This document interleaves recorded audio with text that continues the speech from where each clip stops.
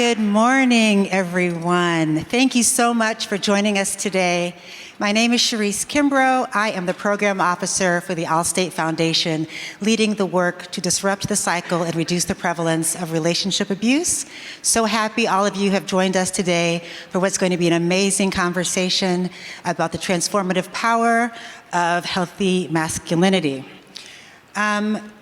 Joining me today, I have Tony Porter, who is the CEO and co-founder of A Call to Men. I have Isaiah Zazueta Catalan, who is a former Healthy Masculinity Project participant. And on the end, we have Rakim Rock Lash, who is the Director of Programs for A Call to Men. And the Allstate Foundation has been investing in this work to eradicate domestic violence for nearly 20 years, and we've invested over $90 million in this effort. And there's a QR code right there for the questions, so take a second and scan the code. They'll be popping up throughout the presentation, so you can be ready to answer your questions. And the Allstate Foundation does this work in a couple of different ways. We support organizations nationwide who provide direct support to survivors who are experiencing relationship abuse. And we also support partners like A Call to Men who work to prevent violence before it really begins. So when I first read the mission of A Call to Men, and I'm going to read it for you, it is to help create a world where all men and boys are loving and respectful, and all women, girls, and those at the margins of the margins are valued and safe. When I read that on my computer screen, I was in. I told them, as they say in Jerry Maguire, you had me at hello. And what has been even more impactful about this partnership is the way in which this organization, from every leader, from Tony to every member on their team, the way they show up in spaces. I have never encountered men who show up in spaces like these men do. They walk the talk of their healthy masculinity. And what makes that so powerful is the fact that it's so rare. And that is exactly why this work is so important. So we're going to start off by hearing from some folks, some young people. We're going to bring the young voice into the room about what it means to be a man. A man's supposed to be strong, fit. They have to lift weights and stuff. A man, to me, is when you have your own responsibilities, you live in your own house, and now you have to feed yourself, you have a job, take care of your job, and pay taxes. A man is someone who protects and provides for his family. Someone who wouldn't cry, someone who wouldn't show emotions, cold-blooded.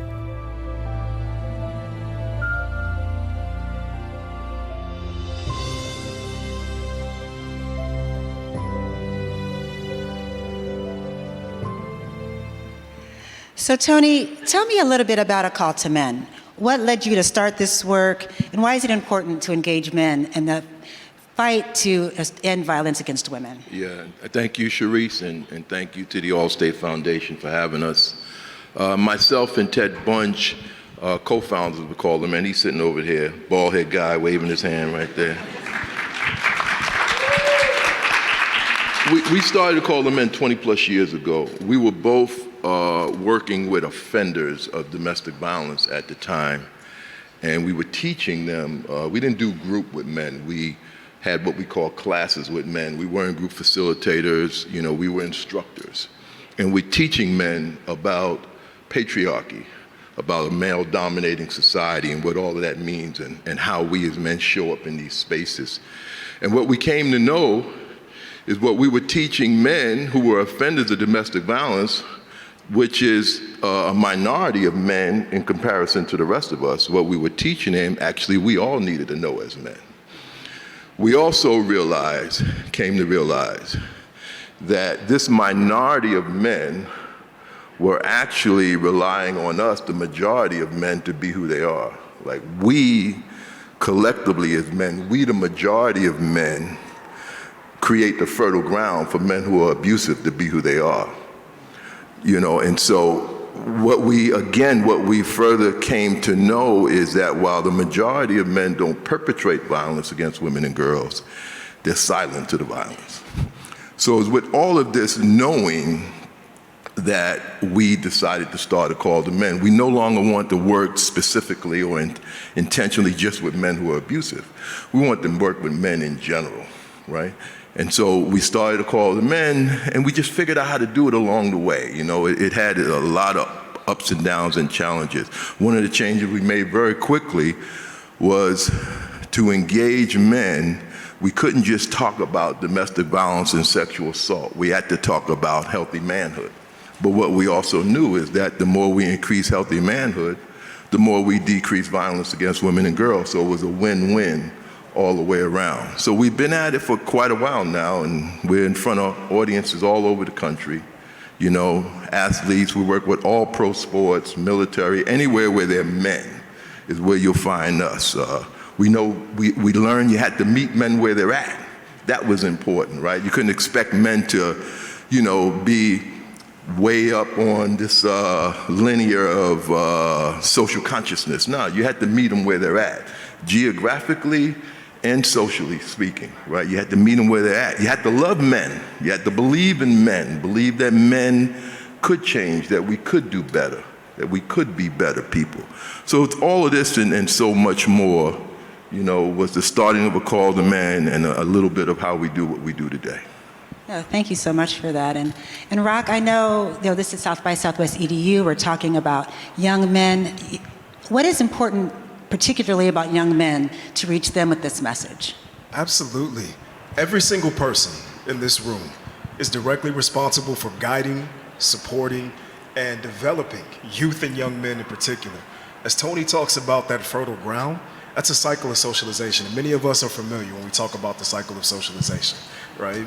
And we know that whether that's our kids, whether that's kids that we support in the classroom, whether those are first-year college students who are developing and trying to figure out where they're going to go in those next steps, we have influence and we have platform.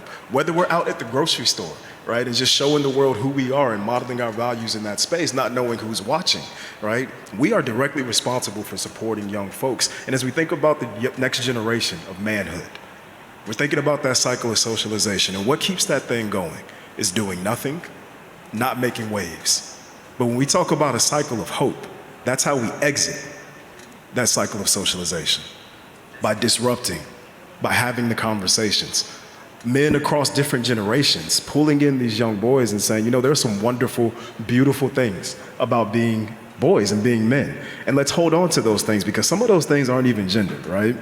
But then also, let's reimagine some of the stuff that continues to harm us, that continues to allow us to harm each other, and that continues to allow us to lay that fertile ground that Tony is talking about. So when we think about what we want for the next generation, we have to move towards that cycle of hope in order to be able to get there. Yeah, I love that cycle of hope. So how does the Live Respect curriculum fit into that? Absolutely. So the Live Respect curriculum is something that we put together, and there's 12 lessons. And we like to say that it's a tool for youth advocates. Now, when we say youth advocates, we're talking about anybody, again, going back to who's directly influencing these young folks, right? Whether you're a coach, whether you're a mentor, right? No matter what that is, in the classroom as an administrator making decisions that are going to influence the environment in which these young men are growing up and living in, this is a tool, and you can use that tool to help have these conversations about the man box, about race, about power, about privilege, about healthy relationships. And we did an initial study with 300 young men across the country for the curriculum. And before taking the curriculum and going through these lessons, about 21% of young men said that they had no idea what consent was, and they didn't really understand it. After going through the curriculum, 75% of those young men say, I understand what consent is at this point, right? So the Live Respect acts as a tool for folks to say, how do we bridge this opportunity gap between me and these young men so that we can really lean in and begin to do something a little bit different? Yeah, that is so important, and that is a startling jump that folks made. But the initial statistic, as sobering as it is not surprising, right? And so that's why it's so important to get it to the 75 more places. So let's hear a little bit about some folks' experience with the Live Respect curriculum. The program teaches you maturity. It teaches you a lot of things: maturity, self-awareness, respect for others. It teaches you gender equality, like a lot of good things that's like beneficial that'll help you like in the outside world. I'm just getting to be a fly on the wall. I love to be able to sit back and I'm looking at their faces. I'm seeing how they're reacting to you guys, and I'm just always amazed. But that just tells me that they're grateful for you being here, and these are conversations that they're enjoying and want to have. From week 1 to week 12, I see a group of young men who now understand clearly and without a doubt what real manhood looks like. And that's phenomenal. These are the conversations that are just not being had, right? Gender equality, respect for all people, toxic masculinity. It's just not being had. I do feel like I can teach others what I've learned in the class. A common reference that the basketball team has is if we hear something that maybe goes against what we learned, we actually say we say man box, and it kind of signifies, oh, that what you said wasn't cool, wasn't accurate. The transformation I saw peer-to-peer here at school was I did notice that a lot of the guys were more self-aware of the things they were saying, and I even caught them in the hallway a couple times, like kind of checking each other, like, hey, don't say that about her. Hey, don't think like that about her. And I kind of was like, okay. So Isaiah, you are here with us, so excited to have you here, and you've experienced the Live Respect curriculum. So tell us a little bit from your firsthand experience. What was that like for you? What did you learn? How are you still using the things that you learned? Well, when I first went, I actually went, before you guys had me as a participant, I went as just a volunteer, just went there for the program. And honestly, after that, and then when you guys had me as a participant for you guys as a chaperone and helping out with them, I was honored, because what I learned my high school year, and I was telling Rock about this, and it stuck with me, especially this year when I participated, and I noticed this one thing really stuck with all the young men was their feelings. And for them, it's like a struggle. Not just feelings for their friends and families, but themselves. They couldn't really open up as themselves when we first started. And towards the end, each day we saw the progress of them opening up more and telling themselves what they felt like. And some of these people had issues about talking their feelings, like they didn't know how to even talk about it. And that was one thing I thought was really stuck to me, because the feelings was just because even for myself, when I first went as my high school years, that was something I had issues with, was just opening up truly as myself, being myself when I'm having a bad day. And I noticed like some friends would notice, they would ask, what's wrong? Nothing, like if someone would ask you, how's your day? I'm good, I'm fine. Those are the general responses you hear from most of these young men. But I remember, I believe it was Chucho or Ken, because they were they were one of the programmers. And they were the one that were really, really good on explaining about feelings and how bad men had this trouble.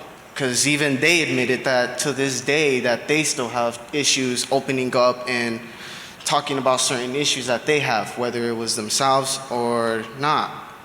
But I would just say that's what really truly stuck with me, was the feelings, was just because I learned to be more open with myself, with my friends, my family, but more myself. Because I don't know how to, a closet nerd, I guess you could say, a closet nerd. I was telling Rock this too, like I'm a big old closet nerd.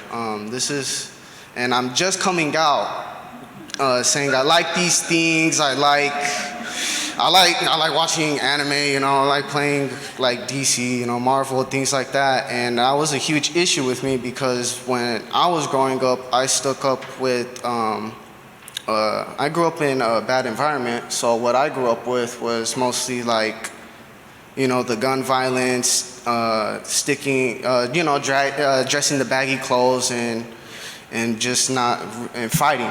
That was one thing I noticed too in my neighborhood. There was always just fighting when honestly it could have just been easily just talked about. Like, especially if it was something so little that like, I don't even know, like a miscommunication. Like, this person thought that this person was talking to the girl and they thought they were like flirting, but they weren't. They were just being friends. And that would lead to a huge issue when it could have just been easily avoided and explained it. And I feel like that's just a huge issue just with men in general. It's just their feelings. They don't really open up as much. And what I learned with myself was with family as well, like my brothers. We had hard times connecting when we were little, but I noticed, especially after the passing of my father, that they started trying to open up more. They were trying to talk more. They were trying to see how we were all doing, how I was doing, because I was 12, 13 at the time. But they didn't really know how to do the direct approach. It was just more, how you doing? You okay? Okay, and then that's it. But I learned, I noticed we all learned this throughout the years, especially with my mom, just talking to each other, just how you're feeling, what's truly going on in your mind. And I noticed throughout the years that with my brothers, we started going a stronger connection because of that. I always felt like there was this block or something, like we had the brotherly love and the connection, talk to each other, but I didn't really feel truly connected with them. And I took the curriculum my high school year, and I realized, like, it woke me up a lot of things, that what they were doing were in the man box, but they were trying to escape it, but they didn't know how to. So I was glad that I learned this so I can teach them and show them how to open up. And then when I went as a participant and a chaperone, I knew more. And especially learning from these even younger men, what they were going through, I was glad just how everyone started opening up and was just really empathetic about everything towards each other, themselves, and no judgment, just pure love. And that's what I felt even with my brothers now, like to this day. Like, that's true love and just true connection, and yeah. Well, that's beautiful. Thank you.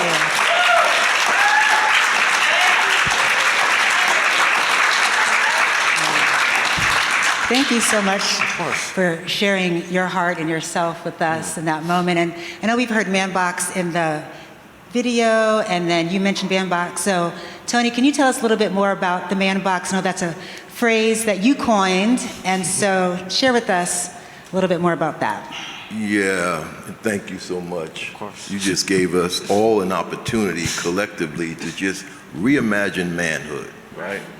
We just had an opportunity to reimagine manhood. The man box is just a tool that we use. In essence, we're really talking about the collective socialization of manhood.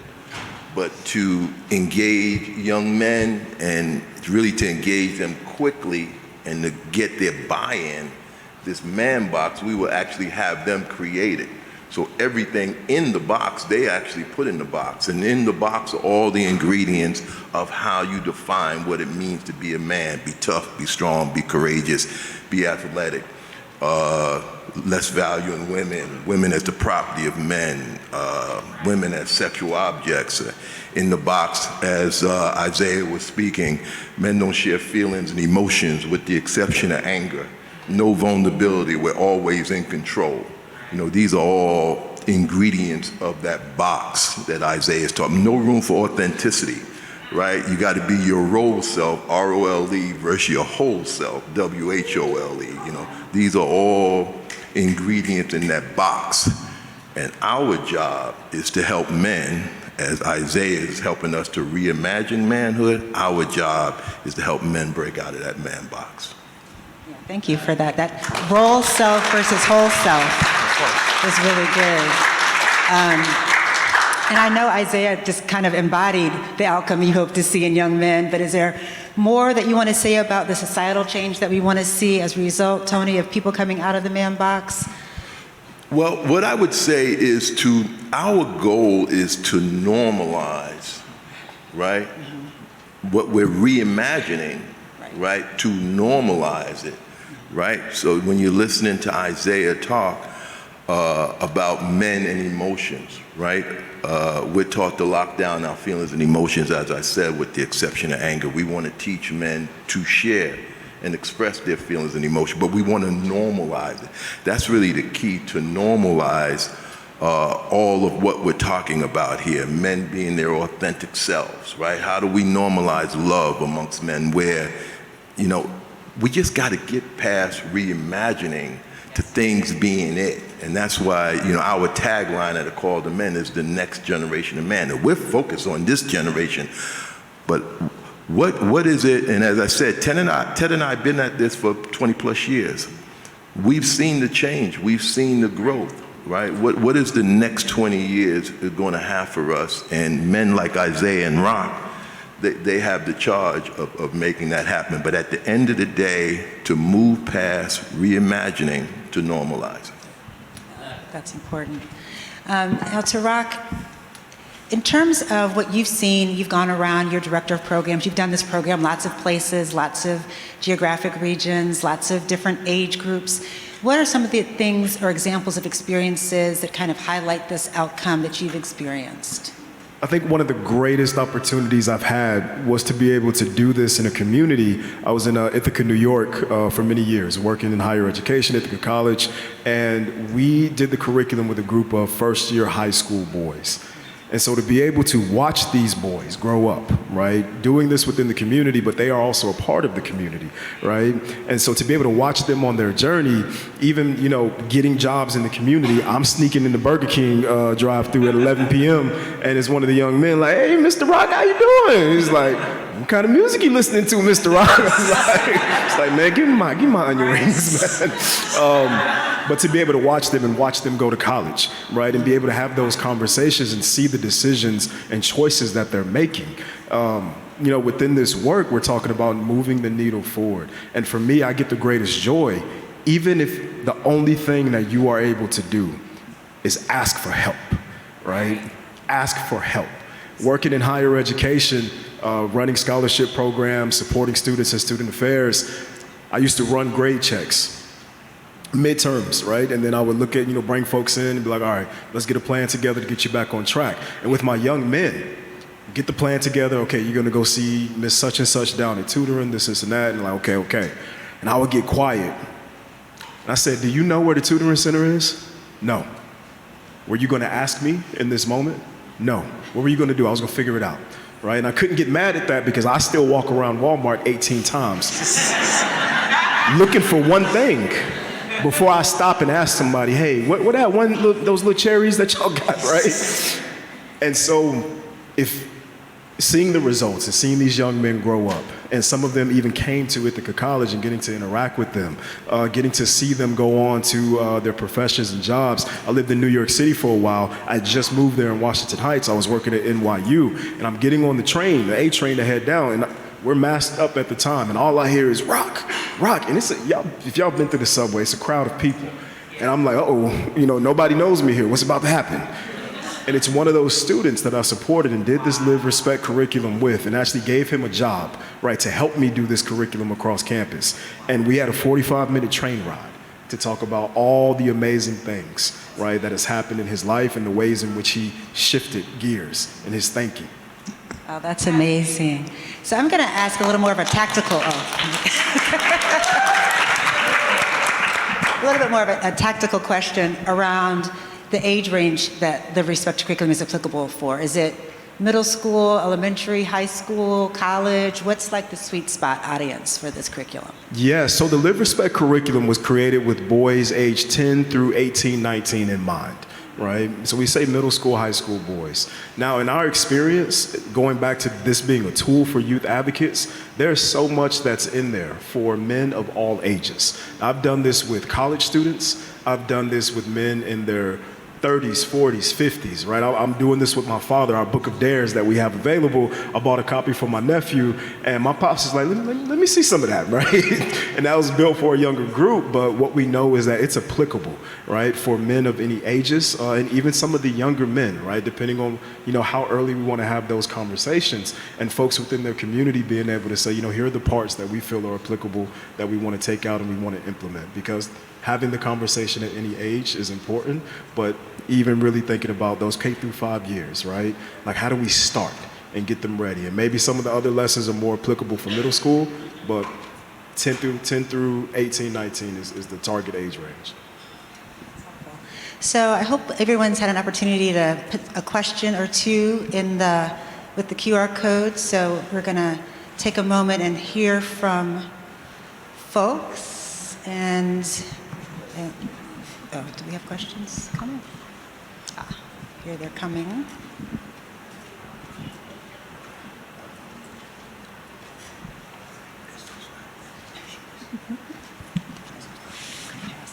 Thank you. Okay. First question.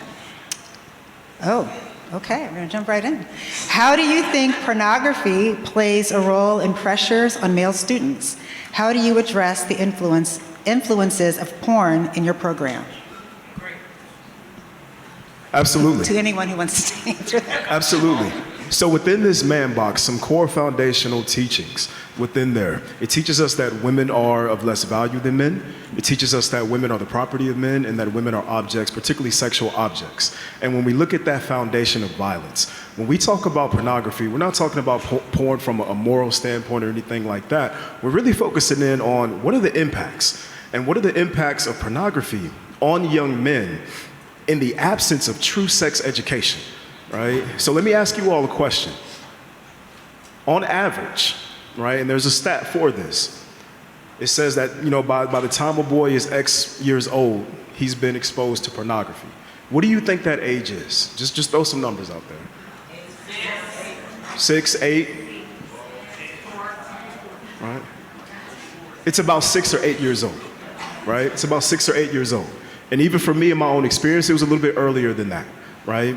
And so I think about different things that are happening within the state of, different states across the country. I live in North Carolina, and monitoring certain House bills that are out right now, right, where there's been a ban on certain websites. And what we saw in Charlotte, North Carolina, was there was a spike in VPNs over 2,000 times the rest of the year in December 2023, right, directly as a result of certain websites being banned. And already in the state of North Carolina, in my personal opinion, there's a lack of sex education. So when we look at porn and we look at that, and even the type of porn that is easily accessible and available, right? We know that there's many different genres as we talk about sex positivity. There are certain industries making waves of doing porn in a different way that speaks to that intimacy for different crowds. But that's not the porn that's typically available and accessible, right, in large and wide. So when we think about violence and we think about what is teaching our young boys about what to expect, how to approach situations, even the absence of feelings, right, when it comes to sex and being prepared and being able to actually talk about that, right? There's a lot that's wrapped up in that. Yeah, thank you for that. Did you want to add? I just add one piece to what Rock shared. If we're not teaching our boys, as Rock said, in a positive way, pornography has, I'm gonna call it an addictive factor to it, which means the more you watch, the more you watch. And the more you watch, the less sex you're watching and the more violence you're watching. And we as a society are required to really expand our definition of violence. The more this boy watches, and let's say the average age is 8 years old, the more he watches, the more stimulation he needs. The more stimulation he gets comes by way of acts of violence, dehumanization, denigration of women is what he is watching. And if we're not paying attention to our boys, by the time he's 13 years old, he can easily have become misogynistic, right? The hatred of women. Unbeknownst to him, unbeknownst to his family, unbeknownst to us, the hatred of women is now inside this boy. That's important. So this is a really beautiful question that someone put through, and maybe, I don't know, Isaiah, you may want to answer this one. How do I grow up, how do I become more vulnerable? I grew up tough, and I struggle to show any weakness or tears. How can I change this? Best thing I can honestly say, and this is just for me personally, what I went through, it's it takes one day at a time, honestly. Whether it's 1 second, 1 hour, or 1 day, it's honestly what you can do is just realize that what you're doing is wrong. If you know that this isn't what you want, if you know this isn't you, just start being more open about it. Just, even if there is judgment, or even if there is a little hatred or anything, just still be you. It doesn't really matter what others start thinking about, because at the end of the day, it's you that you care about. It's you that you want to love, and it's you that wants to be happy. So I say honestly that it takes 1 day at a time, but if you know that you're doing the progress, and you know that you're changing, that's the best. Rock, did you want to add to that? Absolutely. In my experience, doing this work across the country, particularly with young men, men in 20s and their 30s, what I'm learning is that it's not even always necessarily about men needing to start being vulnerable, right?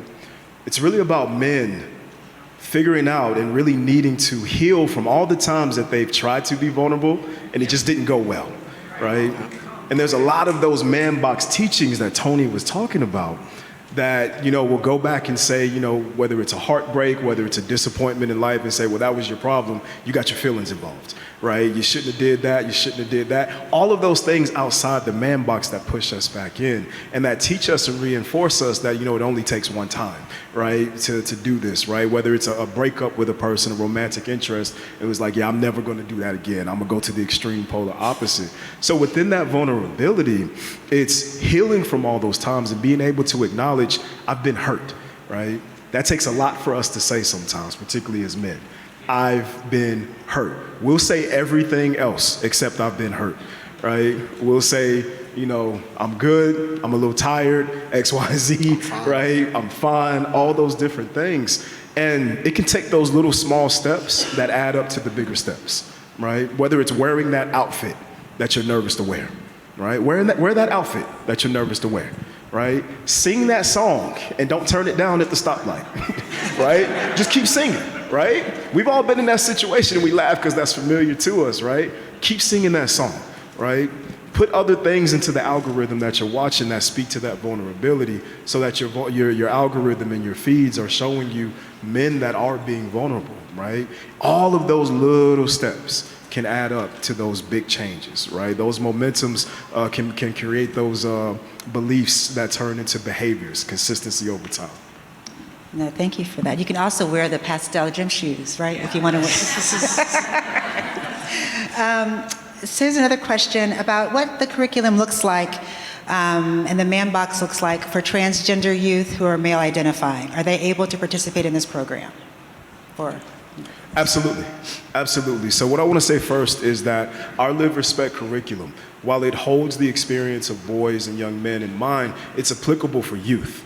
Something that both of our co-founders say, particularly Ted Bunch, is that this is in the water, right? And we're all swimming in the same waters. Everybody in here has been impacted directly and indirectly by the man box that we're talking about, right? And our vision of the Call to Men is to help create a world in which all boys and men are loving and respectful so that all girls, women, and those at the margins of marginalization feel valued and safe, right? So when we're talking about trans kids, right, who are boys, right, this is a part of that, right? When we're talking about everybody who is impacted by male domination and this mask of masculinity outside of the matrix of domination that speaks to heterosexist, able-bodied men, right? There is something powerful for everyone within this Live Respect curriculum. And we have had non-binary kids across the country. We've had gender non-conforming students across the country. We've had trans students across the country. I believe one of our Healthy Manhood Initiative coordinators, Chucho, out in Arizona, back in 2023, they did a 3-day weekend retreat, right? And had non-binary kids, and I believe two trans kids who said, this is how it impacted me. How can we make this happen? How can we continue to put this in places? Because these are the conversations that I need everybody around me to be aware of, right? No, that's really powerful. Thank you for that. I was just going to say that too. And Tony, I'm going to come back to you. Here's a question. How do you see women and girls contributing to unhealthy masculinity, and how can women better support young men growing up in this social structure? Can you give me the beginning of that again, please? How do you see women and girls contributing to unhealthy masculinity? Well, that's a tricky question. Right? Loaded, that's what I was, loaded. We don't see women and girls contributing necessarily. When we talk about this collective socialization of manhood, we're not only talking about men. Women are taught, in some respects, the same thing about what it means to be a man, right? In a male-dominating society. So women will raise their sons based on how we define what it means to be a man. Now, when we switch up, reimagining manhood, normalizing manhood, when we decide to switch up on what it means to be a man, then women will teach their sons that. And actually, women are at the forefront of the work that we do. You know, women are at the forefront. When Ted and I started to call them men, it was under the leadership and the guise of women, right? When we look at our staff right now at A Call to Men, we have about 20 some odd full-time staff, half are women. And I'm very comfortable in saying they're all women of color and they're mostly black women, right? We do our work under their leadership. So it's not really about them contributing to it at all. They're actually leading the efforts. We'll find those instances where a woman is maybe teaching her son to be tough, teaching her son to be strong, teaching her son to hold his own in the streets, etc., right? But she's responding to a male-dominating society. This is not on her. This is on us, right? And we have to stay true to that. Well, thank you for making that distinction and for sussing out the nuance of that question, right? Because it's an important distinction to make. And well, men will say it all the time. Well, women will say it too, you know, but I can be in a room full of women and, you know, the men are vibing with us, man. They're with us. They're with us. They're hearing us. And the woman in the back of the room will raise her hand and say, well, women do that too. And then we have to address that, because now the men who were with us, now they're exhaling and they're sitting like this, like, oh, we're off the hook. She said women do it too. It's no longer about us, right? But it's really important to just, as you said, suss out the nuances of that. When we spend time with men, we're very intentional in saying, we're not going to talk about women at all today. This is a conversation amongst us. We got enough work to do ourselves. And truth be told, whatever you think about women, if their laundry list is this long of things they need to work on, if we work on ours first in a male-dominating society, and then when we focus on them, guess what? Their laundry list is now this long. Right? Because in many respects, what we're talking about is about us.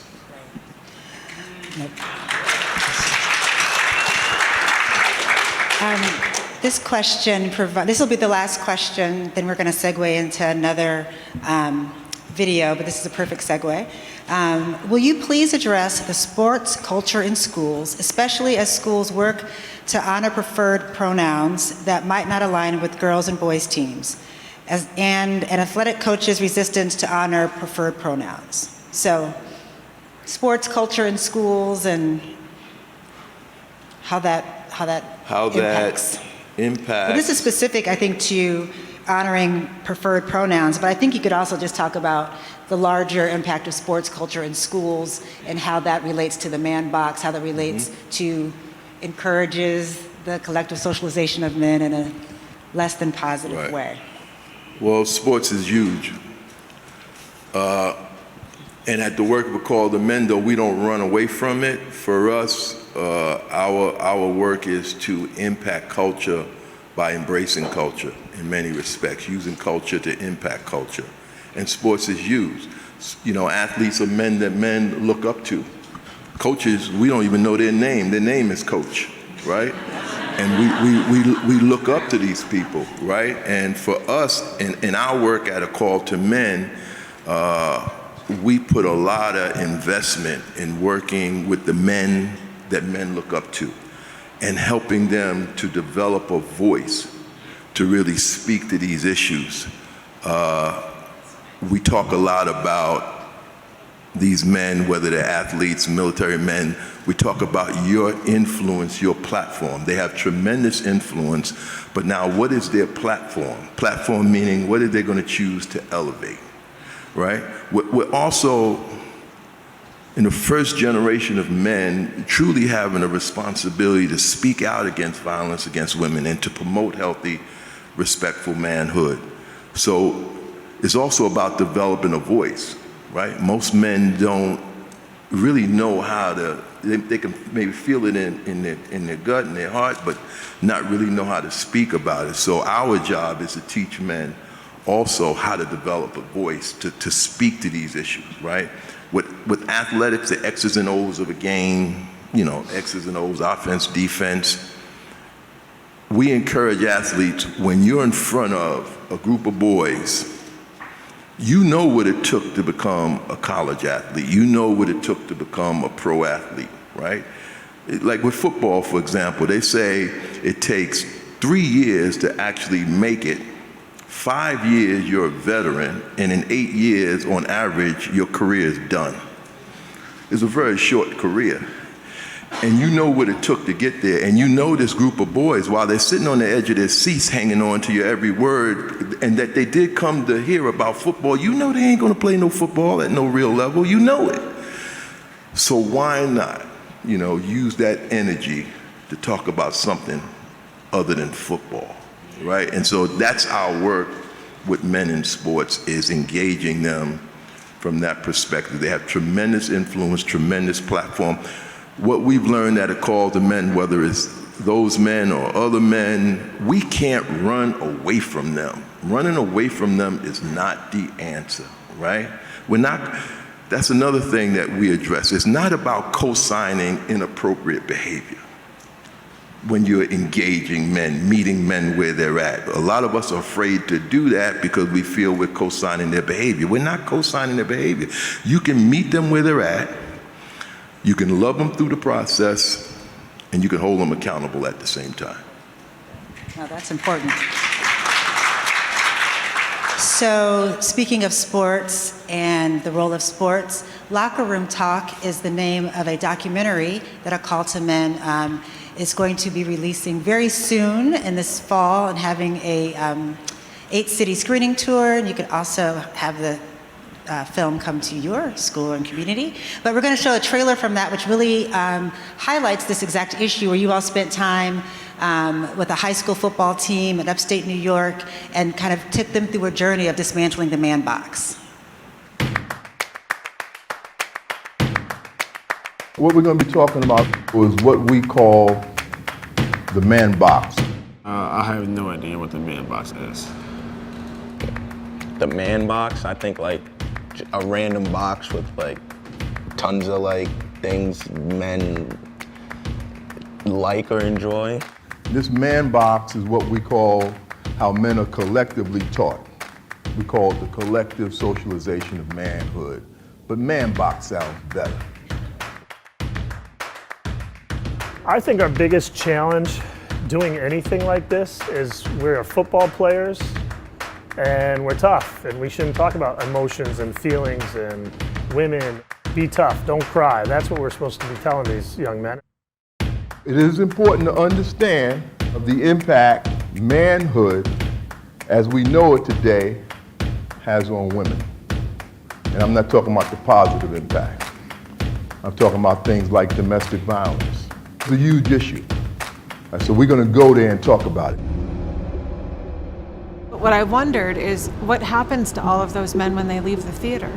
Like, if they're not equipped with new skills or a new way of being able to move through the world differently, the inspiration can fizzle out if we don't equip them with the skills that they need. We call ourselves Too Much Information because we get people to tell the too much information parts of their stories. And we define that as the part that people usually leave out because they're too ashamed or embarrassed to share it. I don't know if I have a story. Over the next few sessions, we're going to help you do some free writing, find out what story you really want to tell, and then we will help you craft it. You don't have to worry about punctuation or spelling or anything like that. You just free write. He couldn't handle what everyone would think of him, so he took his own life. I was broken and tried so hard not to cry in front of my teammate who I was in the same car with for the first time ever. How long ago did that happen? 4 or 5 years ago, probably. The season after Koufax passed away, I wanted to honor him. On my cleats, I wrote Damian Koufax 1999 to 2016. I decided every time I hit the field, I'm not going to hold anything back. I'm going to play every game like it's my last, because that's how Koufax played, and now I'm playing for the both of us.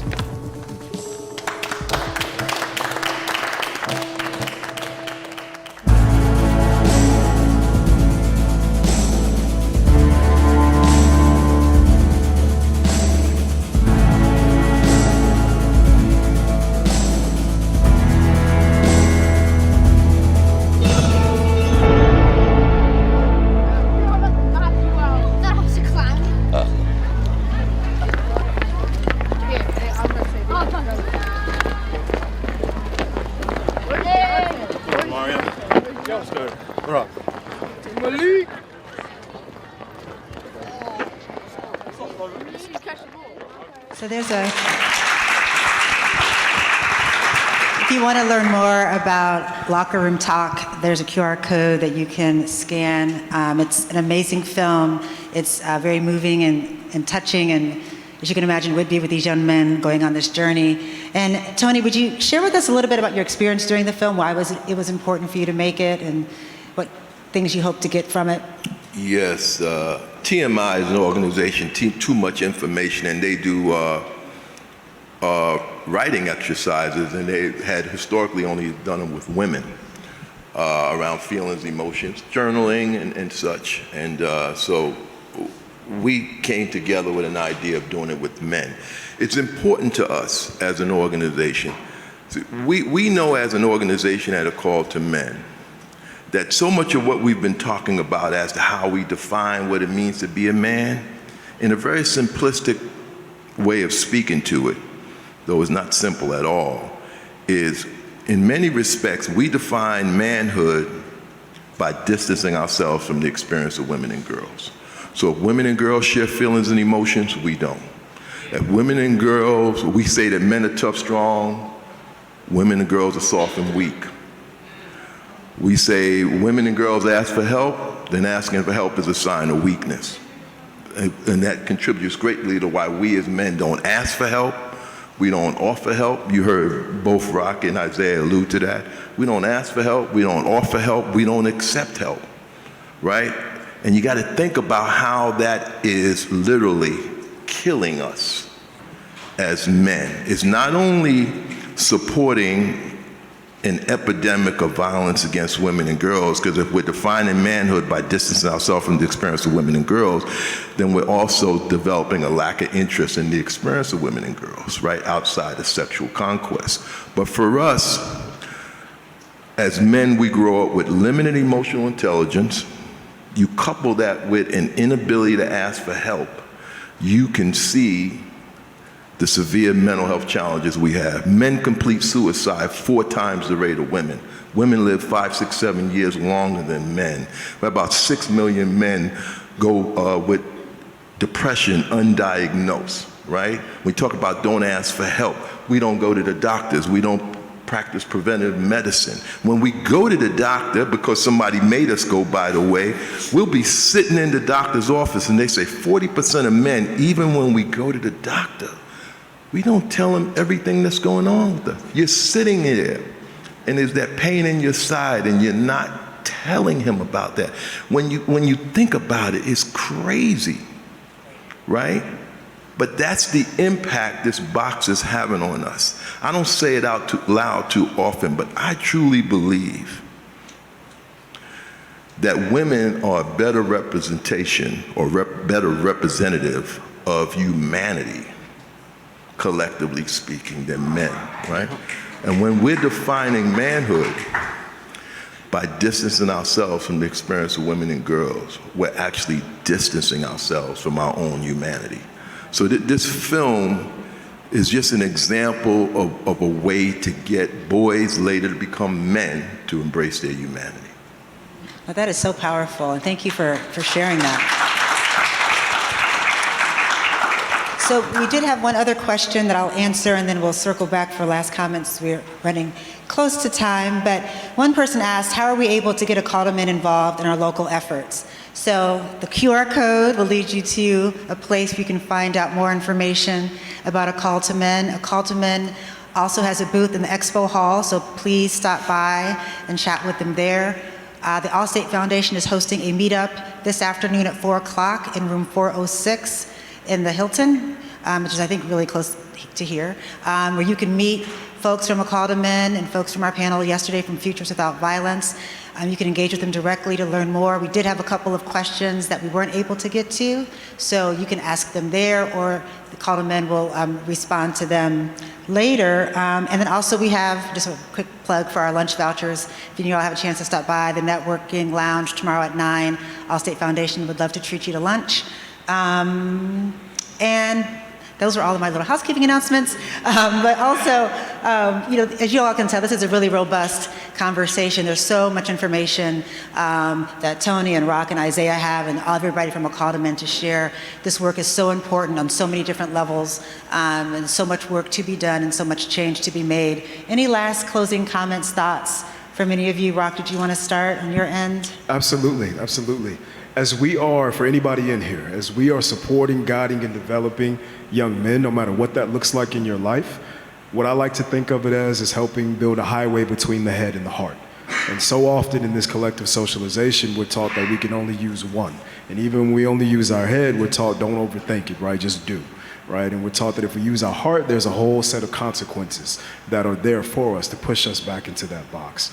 So in that construction and helping young men build that highway between the head and the heart, just remember sometimes construction might be, a little tough, a little slow, right? But it matters and it's beneficial, right? Because we're helping them do things so that 20 years from now, right, they're having conversations a little bit differently, right? We've moved that needle forward. Thank you. I love that right there. That was basically, what I'm gonna say is more just like a shout out just for the men, boys, men, just in general, who are doing those steps, who are working on their holistic wellness, the spirit, the body, the mind, their emotions. You guys are doing a good job. If you have love and support, make sure you give that love and support back, because it's real. And for I would say the women and the moms out there who are defining, like Tony said, manhood, like I'm glad I have my mom, because she grew up in a world with that male dominancy and all that, and instead she tried raising us to be ourselves, be open, be loving, be sharing, and not the things like be tough and just work hard. I was glad, and still am glad I have her. She's a big impact on my life too. So to all the women and moms who are doing that as well, you are known, you are loved, even though it doesn't seem like it. You guys are doing good. You guys are doing a great job. Thank you, Isaiah. I know I'm a mom, so it's always good to hear that affirmation as a mom. So thank you for that, and also your shout out to young men. Tony, did you have any closing thoughts? Yeah, I have a couple. I want to pick up though where Isaiah shared. Women have been holding this thing down forever. And so we're really encouraging men to join us and be part of the solution. Boys need to hear from men. And that's why, even while we're talking about the Live Respect curriculum, we spend a lot of time working with men also, and we engage men to do that work. And this can be challenging, as Rock was sharing. It could be a little nerve-wracking at times.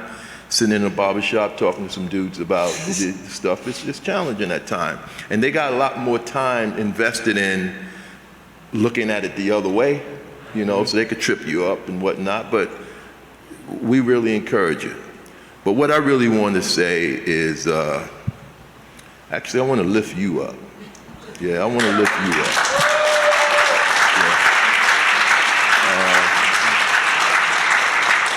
And we're real intentional about that at A Call to Men. The voice of women, the leadership of women, we model that.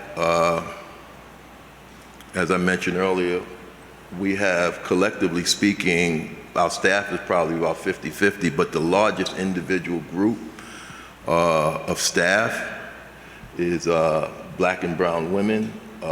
We have about 25 contracted trainers that move all over the country doing work with us. The largest group is black and brown women. And your investment in this work speaks volumes.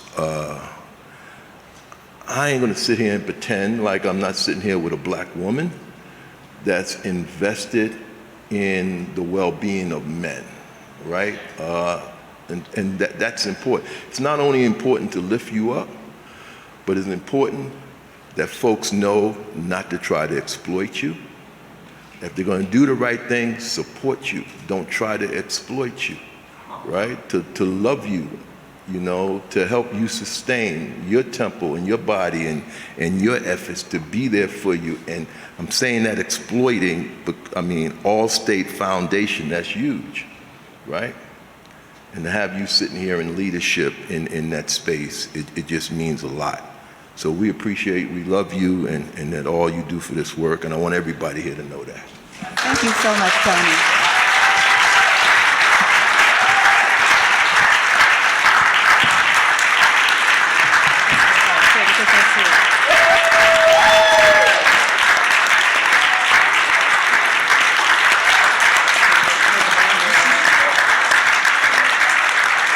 It is a deep honor and privilege for me on behalf of the Allstate Foundation to support you all, and you all have been such wonderful partners.